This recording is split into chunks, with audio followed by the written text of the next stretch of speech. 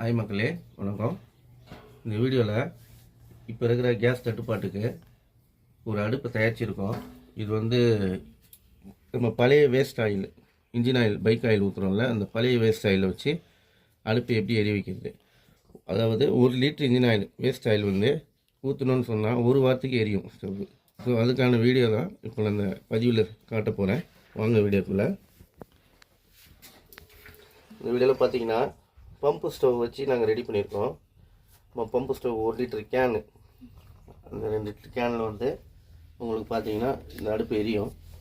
ரெண்டாவது on off controller வச்சு, இதுதான் ஆன் ஆஃப் கண்ட்ரோலர். இந்த கண்ட்ரோலர் வச்சு தான் நம்ம இந்த அடுப்பு இயங்க வைக்க போகிறோம். இது மெயினாக நாங்கள் சொந்தமாக தயாரித்தது, யார் பார்த்தும் காப்பி பண்ணலை. இது இன்ஜினால் எரியக்கூடிய அடுப்பு.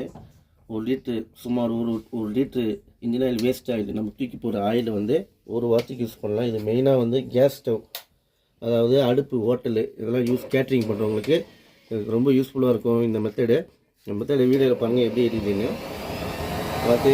இல்லை அந்த பார்த்தீங்கன்னா ஏர் ப்ரேயர் இருக்குது. ஏர் ப்ரேயரை வச்சு நம்ம இந்த கேப்பில் பம்ப் பண்ணோம்னு சொன்னால் அந்த அடுப்பு நல்லா எரியும். இது மிஷினும் இருக்குது. நான் இப்போ ஏர் ப்ரேயர் வச்சு எரி வச்சுருக்காங்க. வீடியோ ஃபுல்லாக பாருங்கள், ஸ்கிப் பண்ணாமல். ஸோ இது உங்களுக்கு ரொம்ப யூஸ்ஃபுல்லான ப்ராடக்ட்டு. இது வேணும் அப்படின்றவங்க நான் கீழே என் ஃபோன் நம்பர் டேக் பண்ணுறேன். டேக் பண்ணி உங்களுக்கு அந்த நம்பர் எதாவது டவுட்னா கால் பண்ணுங்கள்.